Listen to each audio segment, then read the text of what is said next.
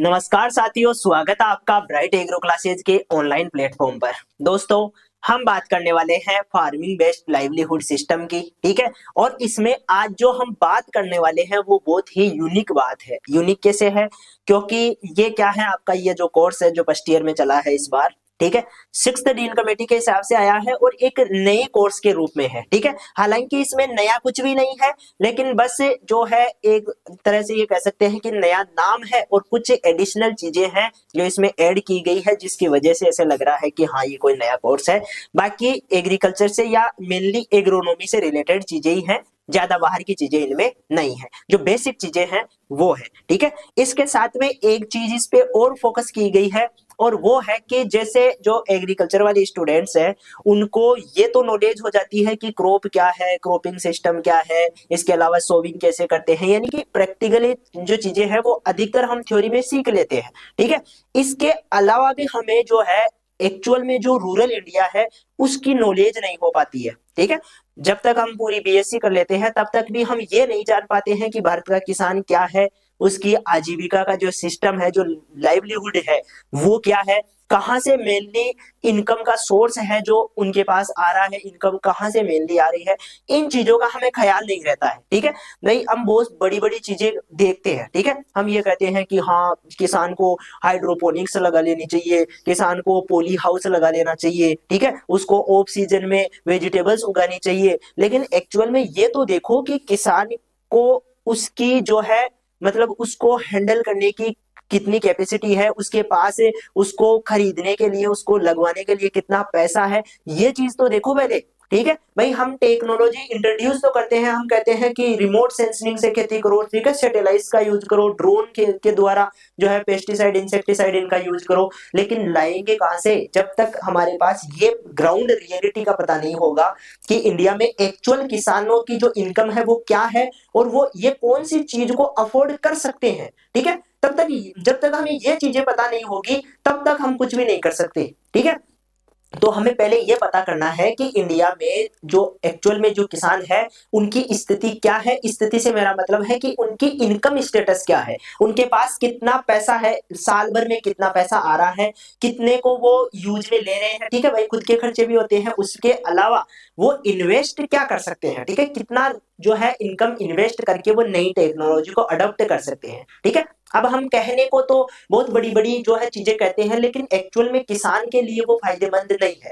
और जिन जो चीजें एक्चुअल में किसान के लिए फायदेमंद है उनको किसान अडॉप्ट करता भी है। हम देखते भी हैं नॉर्मली बहुत सारे किसान हैं जो कि उनके लिए फायदेमंद चीजें हैं उनको ही अडॉप्ट करते हैं, बाकी बेकार वाली जो चीजें हैं उनको वो अडॉप्ट नहीं करते हैं, क्योंकि वो समझते हैं कि इतना खर्च करके हम ये चीज लेकर आएंगे, क्या पता ये सक्सेस होगी या नहीं होगी, ये फेल हो जाए इस एनवायरमेंट में, जो ये फसल लगेगी या नहीं लगेगी, ये चीजें पहले किसान सोचता है तो वो आगे बढ़ने से डरता है। तो हमें क्या है, एक्चुअल में जो रूरल किसान है, हमारा जो गांव में रहने वाला जो किसान है, उसके बारे में इसके द्वारा बताना, यानी कि इस कोर्स के द्वारा उसके जो किसान की एक्चुअल स्थिति है उसके बारे में जानना, और साथ में उसमें हम कैसे इंप्रूवमेंट कर सकते हैं, ये सारी चीजें इसमें जो है मेनली फोकस की गई है। ठीक है। इन्हीं से रिलेटेड आपको क्वेश्चंस भी देखने को मिलेंगे कि जो रूरल फार्मर है उसकी इनकम के सोर्स क्या है, रूरल जो पीपल है उसकी इनकम के सोर्स क्या है। ठीक है। इंडिया में स्टेटस क्या है एग्रीकल्चर का। ठीक है। औसतन जो भारतीय किसान है उसकी इनकम क्या है। ठीक है। ये जो चीजें हैं बेसिक चीजें हैं। ठीक है। कहाँ कहाँ से पैसे आ रहे हैं, फार्मिंग से आ रहे हैं, साथ में हम कह रहे हैं कि कल्टीवेशन, क्रॉप कल्टीवेशन कर रहे हैं, ठीक है, लाइव स्टॉक कर रहे हैं, पोल्ट्री कर रहे हैं, कहाँ कहाँ से पैसे आ रहे हैं, क्या क्या सोर्स है, इन पे फोकस करना है, ये चीजें मेन हो जाती है। ठीक है। तो उसी से संबंधित ये जो आपका कोर्स है ये रखा गया है। तो ये जो एक्चुअल में इसमें जो क्वेश्चंस भी आपको आने वाले हैं बिल्कुल जनरल क्वेश्चन आने वाले हैं। ठीक है। आप जब क्वेश्चंस को देखोगे, पेपर को आप पढ़ोगे, तो आपको ये जो है ये एहसास होगा कि हमने बहुत डिटेल में नहीं पढ़ते, बिल्कुल ऊपर वाली चीजें आने वाली है इसमें। ठीक है। ऐसा नहीं है कि बहुत डिटेल वाली चीजें आने वाली है, डिटेल वाली है ही नहीं, मतलब दिया ही नहीं गया है। बिल्कुल बेसिक चीजें कि एक किसान क्या कर सकता है, इनकम कैसे जनरेट कर सकता है, अपनी इनकम को कैसे बढ़ा सकता है, रिस्क को कैसे कम कर सकता है, ये वाली चीजें जो है आपसे पूछी जाएगी। जो जनरल चीजें हैं वो ज्यादा पूछी जाएगी यहाँ से।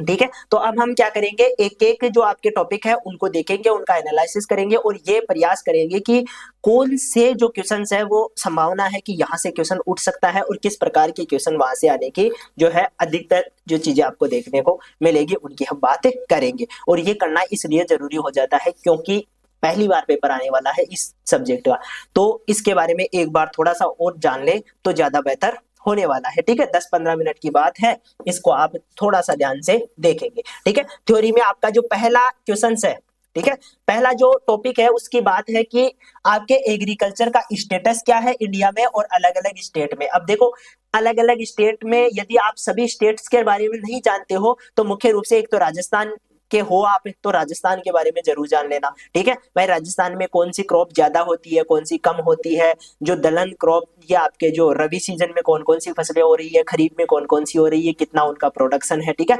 किस किस क्रॉप्स का ज्यादा प्रोडक्शन हो रहा है। ठीक है, फ्रूट्स में क्या स्टेटस है, ये सारी चीजें आप यहाँ पर देखोगे। और साथ में इंडिया में ओवरऑल जो इंडिया है उसमें क्या स्टेटस है। ठीक है, एग्रीकल्चर कितनी हम प्रोड्यूस कर रहे हैं, कितना हम एक्सपोर्ट कर रहे हैं, ये बेसिक बातें आपको ध्यान रखनी है। ठीक है, सारी आपको करवाई हुई है। ठीक है, तो वहां से आप इसको पढ़ लेना। इसके बाद में आगे चलते हैं, income of farmer and rural people. अब देखो, दोनों चीजें में ज्यादा अंतर नहीं है। आपको ये कह रहा है कि आपके इनकम का मतलब हो गया भाई कितनी इनकम है और उसके सोर्स क्या है। ठीक है, मुख्य रूप से हम दो चीजों पर फोकस करेंगे, एक तो इनकम कितनी है, ठीक है, दूसरा हम जो है ये देखेंगे कि सोर्स क्या है। ठीक है, इनकम के सोर्स क्या है। तो किसान के पास क्या क्या सोर्स है, किसान के पास खेती कर सकता है, वो लाइव स्टॉक रख सकता है, पोल्ट्री कर सकता है। ठीक है, इसके अलावा और क्या करेगा किसान, और जो बेसिक चीजें हैं, ठीक है, वो कर सकता है। जैसे मान लो जो है आपके एंटरप्राइज से संबंधित कोई चीजें हो गई, ठीक है, प्रोसेसिंग से संबंधित कोई चीज हो गई, ये आपके जो है इनकम के सोर्स होते हैं किसान के पास। कोई रूरल पीपुल है जिसके पास मान लो खेत नहीं है, ठीक है, वो खेती नहीं करता है, तो वो क्या क्या काम कर सकता है। तो पहली बात तो वो किसान को एक एज ए लेबर की के रूप में सहायता कर सकता है। ठीक है, क्योंकि किसान को परिवार के अलावा भी लेबर्स की आवश्यकता होती है सीजन के टाइम पे। ठीक है, तो यहाँ से उसको क्या होगा, यहाँ से इनको इनकम जनरेट होगी, इनडायरेक्ट रूप से ये खेती पर ही आश्रित है, पहली बात।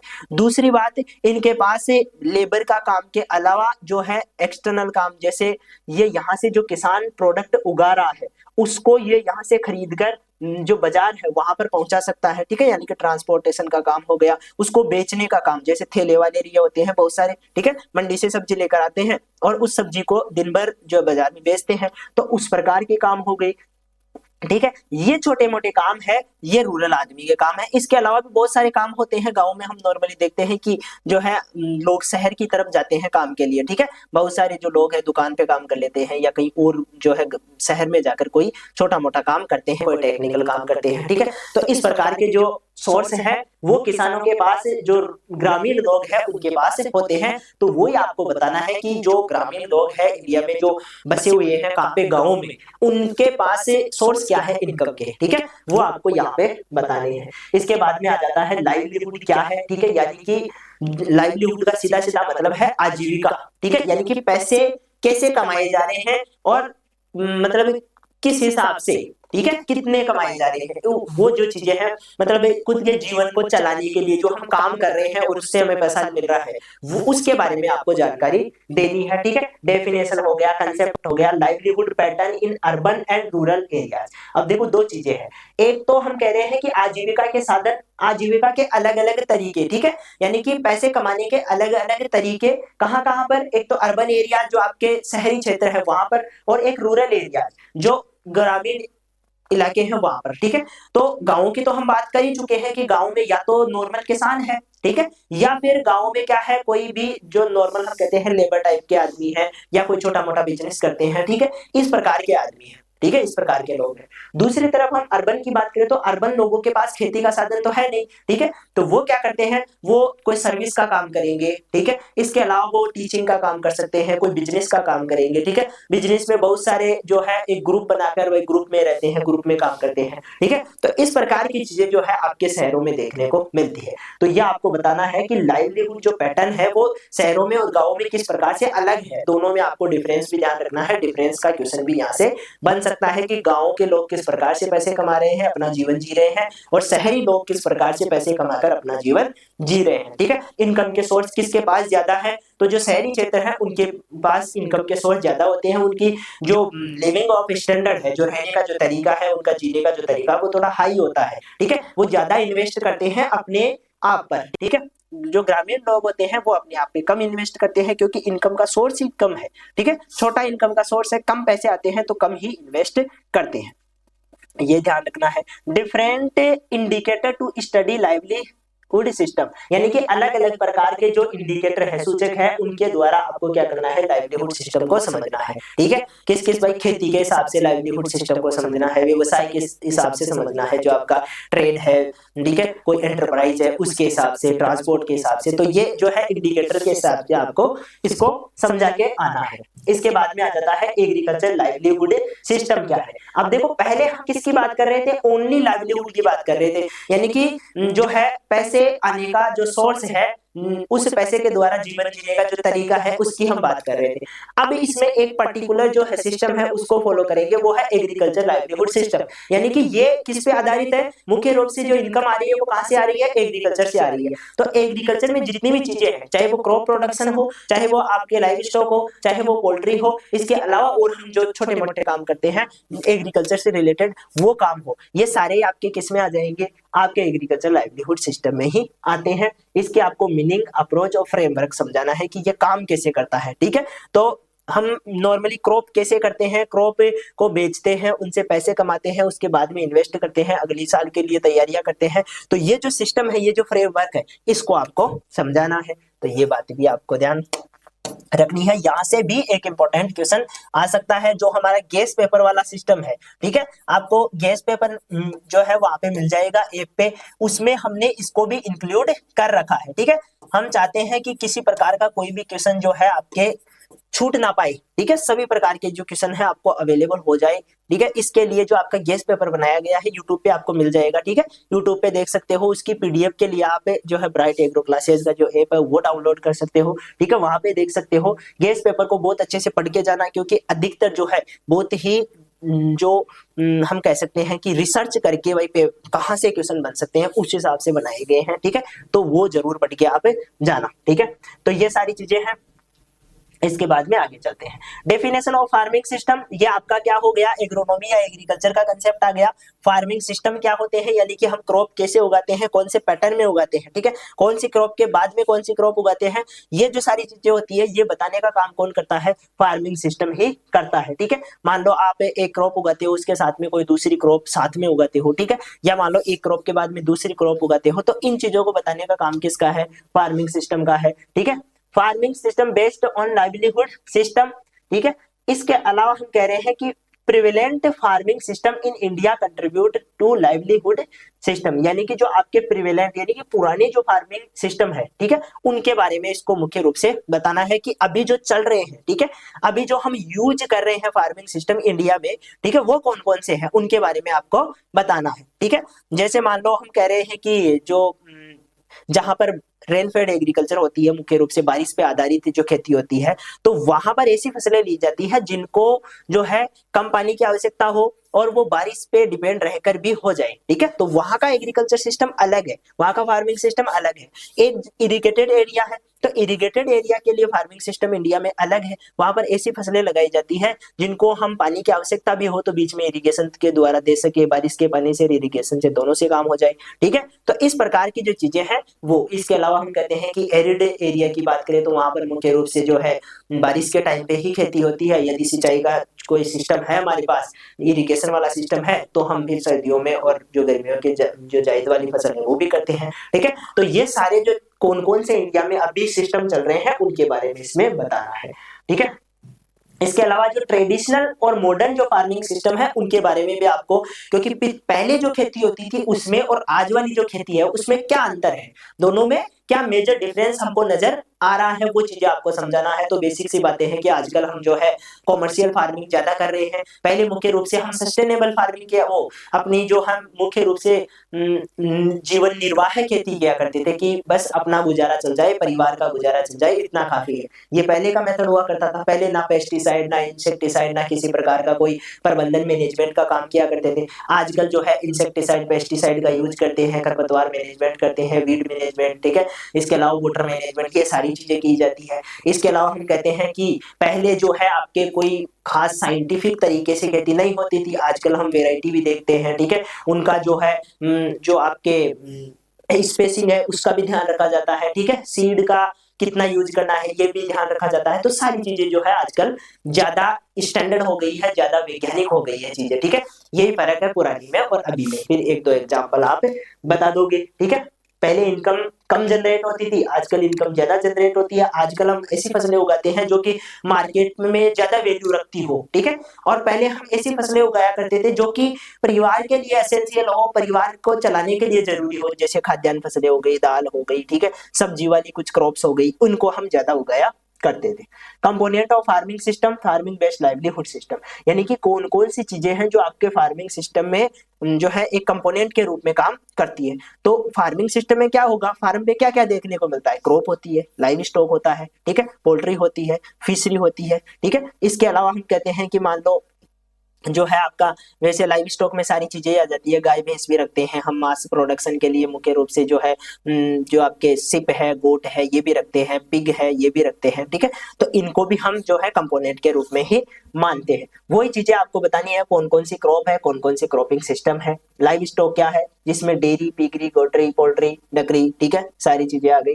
हॉर्टिकल्चर क्रॉप्स की बात करें तो हॉर्टिकल्चर क्रॉप्स भी एक कंपोनेंट होता है, ठीक है। कई फसलें हम ऐसी उगाते हैं, जैसे सब्जियां हो गई, तो वो आपके हॉर्टिकल्चर में आ गई, तो सब्जियों को शामिल करते हैं, ठीक है, वो भी एक कंपोनेंट है।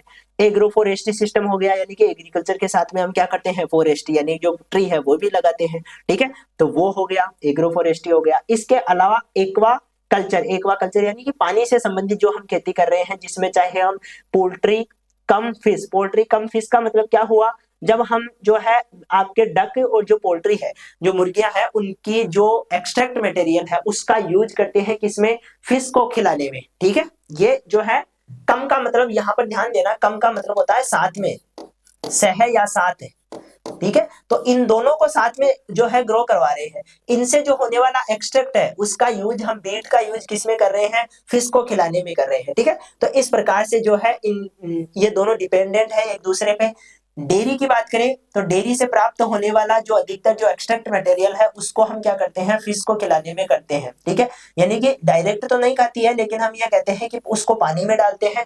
पानी में डालने की वजह से उसमें जो है छोटे छोटे सेवाल पैदा होते हैं, ठीक है।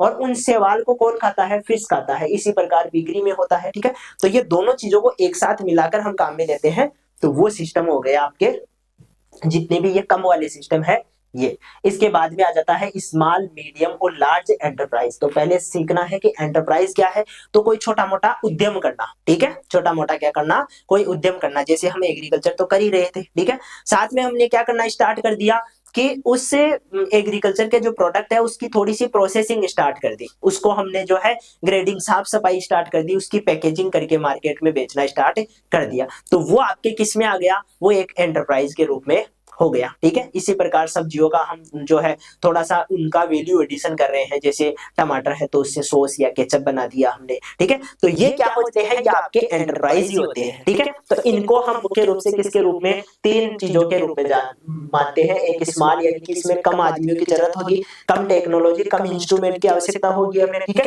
तो ये स्मॉल हो जाएगा। मीडियम की बात करें तो यहाँ पर आपको लेबर भी ज्यादा, इन्वेस्टमेंट भी ज्यादा करना पड़ेगा, और यहाँ पर आपको जो है मशीनरी भी ज्यादा ऐड करनी पड़ेगी। लार्ज में और जो है बड़े स्केल पे हो जाएगा, ठीक है।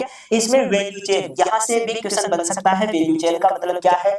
वैल्यू चेन का मतलब यह है कि जब हम सबसे पहले एग्रीकल्चर करते हैं, ठीक है, एग्रीकल्चर को आगे ले गए हम कहां पर, जो है आपके हम कह रहे हैं वैल्यू एडिशन, यानी कि इसकी कोई भी चीज बना दी, उस चीज को हमने मार्केट में पहुंचाया, और मार्केट में पहुंचाने के लिए हमने ट्रांसपोर्टेशन का इस्तेमाल किया, और ट्रांसपोर्टेशन से आगे चल के हमने क्या किया, उसका एक फिक्स वैल्यू किया और उसकी मार्केटिंग की, उसकी क्या की, मार्केटिंग। मार्केटिंग का मतलब बेचना, उसको मार्केट में बेचना। तो मार्केटिंग तक, यानी कि यहाँ एग्रीकल्चर से लेकर मार्केटिंग तक जितने भी आपने काम किए हैं ये सारे वैल्यू चेन में आ जाते हैं। ठीक है, किस में आ जाते हैं, वैल्यू चेन में, क्योंकि कहीं ना कहीं आप वैल्यू ऐड कर रहे हो। पहले आपने क्रॉप थी, क्रॉप का मान लो 10 रुपया ही भाव था, आपने इस क्रॉप को क्या कर दिया, थोड़ा सा इसको जो है आपने इसको मॉडिफाई कर दिया। ठीक है, जैसे आपने टमाटर का सॉस बना दिया तो वो थोड़ा सा महंगा हो गया। अब ये जो मान लो 20 रुपए किलो टमाटर थे, वो अब क्या हो गए, 100 रुपए किलो सॉस के रूप में हो गए। ठीक है, अब आपने इसको ट्रांसपोर्ट किया, ट्रांसपोर्ट किया तो दूसरे शहर में लेकर गए। अब ट्रांसपोर्ट का भी खर्चा ऐड करोगे, अपनी जेब से थोड़ी दोगे। तो यही 100 रुपए की चीज अब 150 की हो गई। ठीक है, अब ये 150 की चीज में आप इसमें क्या करते हो, थोड़ा मार्केटिंग पे खर्चा करते हो। जैसे मान लो एक दो बंदे हायर करते हो और वो आपके क्या करते हैं, प्रचार करते हैं शहर में कि ये नया सॉस आया है। ठीक है, नया ताजा सॉस आया है, तो मार्केटिंग में भी इसमें खर्चा आ गया और ये पड़ गया 200 रुपए का। तो ये जो है चीजें बढ़ती जा रही है, जो 40 रुपए की चीज थी वो 200 रुपए तक पहुंच गई। इसका मतलब इसमें वैल्यू ऐड होती जा रही है। ठीक है, तो इस चीज को कहते हैं वैल्यू चेन। आई बात समझ में? तो ये चीज होती है वैल्यू चेन, इसको बहुत अच्छे से आपको समझा के आना है। यहां से भी क्वेश्चन बन सकता है कि किसान किस प्रकार से अपने प्रोडक्ट्स में वैल्यू बढ़ा सकता है, एक वैल्यू चेन के रूप में उनको डेवलप कर सकता है। ठीक है, इसके बाद में सेकेंडरी एंटरप्राइज क्या होते हैं। ठीक है, जैसे जो है प्राइमरी एंटरप्राइज होता है कि हम क्रॉप उगा रहे हैं। सेकेंडरी एंटरप्राइज होता है कि उसी क्रॉप की कोई दूसरी चीज हम बना रहे हैं, क्रॉप से क्या कर रहे हैं, दूसरी कोई नई चीज बना रहे हैं। जैसे टमाटो, जो टोमेटो है उससे हम क्या बना रहे हैं, सॉस बना रहे हैं। तो ये आपका सेकेंडरी एंटरप्राइज हो गया। ठीक है, लाइवलीहुड कंपोनेंट ऑफ फार्मिंग। तो ये चीजें हैं। Factor affecting integration of various enterprise farming for livelihood. इसके अलावा कौन कौन से फैक्टर्स हैं जो कि एंटरप्राइज को, जो फार्मिंग है उसके एंटरप्राइज को जोड़ने में हमारा जो है उसको प्रभावित करते हैं। ठीक है, कौन कौन से कारक हैं जो कि एंटरप्राइज को प्रभावित कर रहे हैं, सिंपली हम ये कह सकते हैं। ठीक है, तो आपके पास पैसा कितना है, आप कितना काम कर रहे हो, इसके अलावा आपसे शहर कितना दूर है। ठीक है, कौन सा प्रोडक्ट आप बना सकते हो, ये सारी चीजें क्या करती है, आपको प्रभावित करती है आपके एंटरप्राइज को। अलग अलग जो एग्रोक्लाइमेटिक जोन है उनमें किस प्रकार से अलग अलग हम क्या करते हैं, फार्मिंग सिस्टम काम में लेते हैं। ठीक है, नहीं ऐसा थोड़ी है कि मान लो जो राजस्थान में जो मुख्य रूप से फसलें पैदा हो रही है वही यूपी में होगी, वही एमपी में होगी, वही बिहार में होगी, ऐसा थोड़ी हो सकता है। सारे एग्रोक्लाइमेटिक जोन्स के लिए अलग अलग फसलें होती है और अलग अलग एग्रोक्लाइमेटिक जोन में अलग अलग प्रकार के एग्री सिस्टम देखने को मिलते हैं, जो एग्रीकल्चर के सिस्टम है वो देखने को मिलते हैं। ठीक है, तो राजस्थान के लिए कौन सी चीजें हैं और कौन से एग्रोक्लाइमेटिक जोन में हम कौन कौन सी फसलें, कौन सी हॉर्टिकल्चर क्रॉप्स है, कौन सी जो है आपके फील्ड क्रॉप्स है, ये काम में लेते हैं, ये चीजें आपको इसमें बतानी है। ठीक है, मेनली जो है आपके एग्री जो क्लाइमेट है उसके बारे में बताना है कि 3 प्रकार की क्लाइमेट होती है। हम कहते हैं टेम्परेट होती है, सब ट्रॉपिकल होती है, ट्रॉपिकल होती है। ठीक है, टेम्परेट में कौन कौन से जो है क्रॉप्स देखने को मिलती है, जो सब ट्रॉपिकल है उसमें कौन कौन सी देखने को मिलती है और ट्रॉपिकल में कौन कौन सी देखने को मिलती है, ये बातें आपको बतानी है। सारी बातें इसमें पहले ही आपको बताई गई है। कॉमर्शियल फार्मिंग क्या है, कॉमर्शियल फार्मिंग का मतलब क्या हुआ। ठीक है, जो फार्मिंग पहले हम अपने परिवार के लिए कर रहे थे, खुद के लिए कर रहे थे। ठीक है, कि अपना जो है भरण पोषण हो जाए, अपना टाइम पास हो जाए, बस यही काफी है। लेकिन फिर हमने इसको जो है बाजार में इंट्रोड्यूस कर दिया। ठीक है, यानी कि इसको बेचने के उद्देश्य से हमने उगाना प्रारंभ कर दिया, तो वो आपके कॉमर्शियल फार्मिंग होती है। कॉमर्शियल फार्मिंग के भी अलग अलग मॉडल है जो कि नाबार्ड, आईसीआर, ठीक है, और अदर ऑर्गेनाइजेशन द्वारा दिए गए हैं। ठीक है, ये बताते हैं कि नाबार्ड और आईसीआर क्या करते हैं, कुछ मॉडल देते हैं कि इनको फॉलो करके आप क्या कर सकते हो, ज्यादा इनकम जनरेट कर सकते हो। ठीक है, तो वो आपके जो है सिस्टम्स आपको ध्यान रखने हैं। Case study of different livelihood enterprises with farming, farming से जुड़े हुए कुछ मॉडल्स हैं जिनकी केस स्टडी भी आपको ध्यान रहनी चाहिए। ठीक है, कुछ लोग हैं जो अलग विशेष कुछ फार्मिंग सिस्टम्स को फॉलो किया है और उनके द्वारा उनको सफलता मिली है, तो वो भी आपको ध्यान रखना है। Risk and success factor of lively, जो फार्मिंग बेस्ड लाइवलीहुड सिस्टम है इसमें कौन कौन सी तो रिस्क है ठीक है। जब आप क्रॉप उगाते हो तो क्या क्या रिस्क देखने को मिलती है और कौन कौन से जो सक्सेस के फैक्टर है वो आपको ध्यान रखने हैं, ठीक है। मान लो क्लाइमेट है तो क्लाइमेट दोनों तरफ से ही काम करती है। आप यदि क्लाइमेट सही रूप से होती है, ठीक है, जैसे मान लो बारिश टाइम टू टाइम हो रही है, temperature time to time maintain रह रहा है, तो वो आपके लिए एक सक्सेस फैक्टर के रूप में हो गया। यही रिस्क के रूप में भी काम करता है। मान लो बारिश इस साल कम हुई, ठीक है, तो फसल उत्पादन कम हो जाएगा, तो ये रिस्क के रूप में भी काम करता है, ठीक है। इस प्रकार की जो चीजें हैं, ठीक है, वहां की सॉइल कैसी है, हम जो लेबर काम में ले रहे हैं वो कैसे हैं, इसके अलावा हमारा खुद का कितना प्रयास है, ये सारी चीजें क्या होती है, रिस्क के रूप में काम करती है, सक्सेस के रूप में काम करती है। तो सक्सेस और रिस्क जो फैक्टर है इनको आपको अच्छे ढंग से क्या करना है, क्लासिफाई करना है, बताना है कि कैसे फार्मिंग सिस्टम को ये प्रभावित करते हैं। कुछ सेंट्रल गवर्नमेंट के द्वारा स्कीम और प्रोग्राम चलाए गए हैं जो कि आपके एग्रीकल्चर को बूस्ट करते हैं, ठीक है, एग्रीकल्चर को बढ़ाने का काम करते हैं। तो वो सारे आपको ध्यान रखने हैं, ये भी बताए हुए हैं सारी चीजें। पब्लिक और private organisation involve in promoting the farming based livelihood system, ठीक है। तो कुछ ऑर्गेनाइजेशंस है जो कि किसको प्रमोट कर रही है, फार्मिंग सिस्टम को। जैसे आपने देखा होगा नाबार्ड जो है लोन देने का काम करता है, ठीक है। इसके अलावा और बहुत सारी जो फार्मिंग कमर्शियल फार्मिंग सिस्टम है वो बताता है, ठीक है। आईसीआर है, ये नई नई वेराइटी डेवलप करता है, नई नई टेक्नोलॉजी लेकर आता है किसानों के लिए, ठीक है। तो ये जो जितने भी ऑर्गेनाइजेशंस है ये फार्मिंग सिस्टम को कैसे प्रभावित कर रहे हैं, कैसे उसको बढ़ाने का काम कर रहे हैं, ये सारी चीजें आपको बतानी है।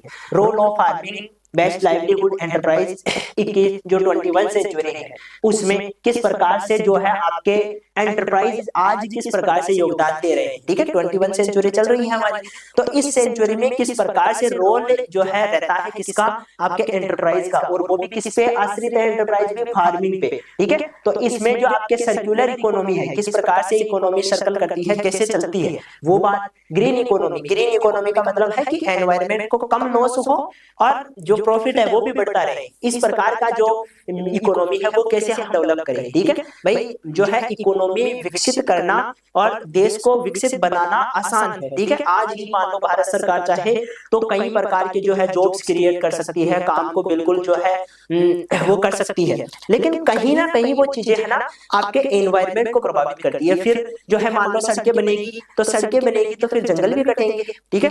लोग जो है शहरों में आकर बसेंगे तो वहां पर क्लाइमेट चेंज होने वाला है, जो प्रदूषण है वो भी बढ़ेगा, ठीक है। तो सारा सिस्टमेटिक तरीके से कैसे हो ये भी एक इंपॉर्टेंट चीज हो जाती है। इसको हम ग्रीन इकोनॉमी के रूप में जानते हैं कि इकोनॉमी भी बढ़े, यानी कि देश के पास पैसा भी बढ़े और साथ में वो कैसा हो, वो एनवायरनमेंट फ्रेंडली भी हो। ये दोनों चीजें साथ में कैसे करें, क्लाइमेट चेंज को कैसे देखें, जो डिजिटलाइजेशन हो रहा है आजकल हम डिजिटल होते जा रहे हैं तो उसमें क्या रोल है, और चेंजिंग लाइफ में जो आपके एंटरप्राइज है उसका क्या रोल है, ये सारी चीजें आपको देखनी है, ये सारी चीजें आपको समझनी है, ठीक है। तो यहाँ पर आपकी जो चीजें हैं कंप्लीट हो जाती है इस सिलेबस से रिलेटेड।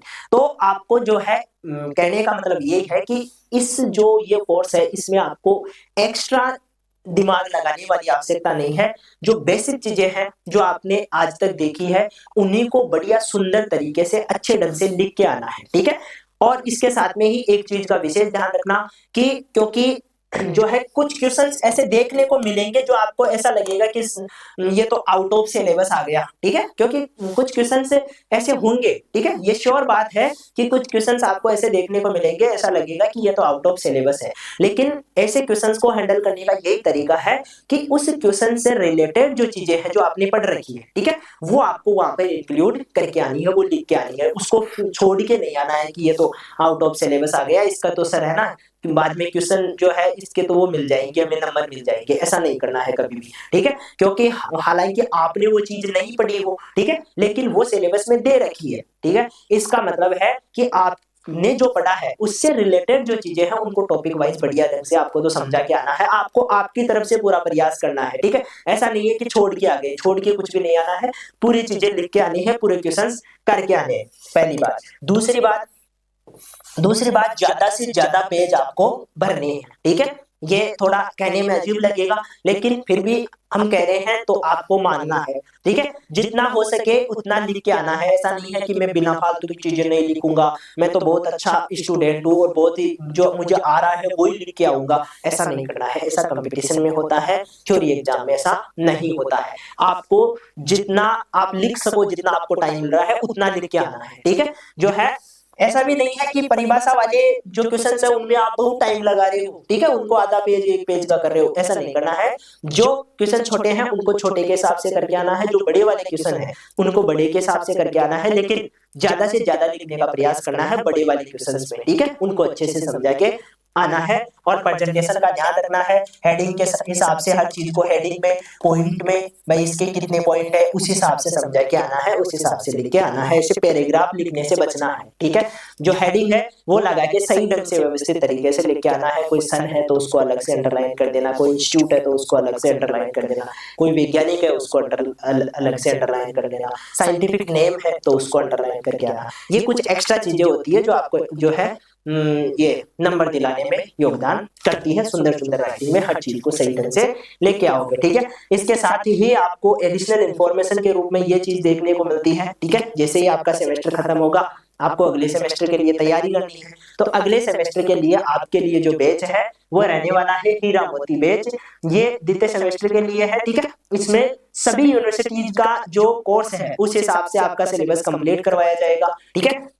मान लो किसी दूसरी यूनिवर्सिटी में कोई थोड़ा बहुत जो है परिवर्तन देखने को मिलता है, ठीक है, तो उसको एडिशनल क्लास लेकर जो है इसमें सारी चीजें कंप्लीट हो जाएगी। साथ में जो है इंग्लिश मीडियम के लिए और अभी मैं बात करूंगा हिंदी मीडियम के लिए, दोनों के लिए आपको ये चीजें देखने को मिलेगी, ठीक है। ये हिंदी मीडियम वालों के लिए बैच है और वो इंग्लिश मीडियम वालों के लिए बैच है, दोनों के लिए अलग अलग दो सेपरेट बैच है। तो आप जिसमें भी पढ़ना चाहो उसको एनरोल कर लेना, उसको आप जो है उस कोर्स में आ जाना। बिल्कुल नाम मात्र सा शुल्क है, ज्यादा महंगा भी नहीं पड़ेगा, और हिंदी मीडियम और इंग्लिश मीडियम दोनों के लिए है। इसके साथ में ही सेमेस्टर की सारी चीजें आपको नोट्स प्रोवाइड होंगे, आपको क्लासेज प्रोवाइड होंगी, आपको रिवीजन क्लासेज मिलेगी। इसके साथ में ही जब लास्ट में जो है पेपर सॉल्यूशन की बातें करो या गेस्ट पेपर की बात करो, ठीक है, ये सारी चीजें आपको प्रोवाइड होने वाली है, टेस्ट प्रोवाइड हो जाएंगे आपको सारी चीजों के, ठीक है। तो ये हमारी तरफ से ये सारा प्रयास रहेगा।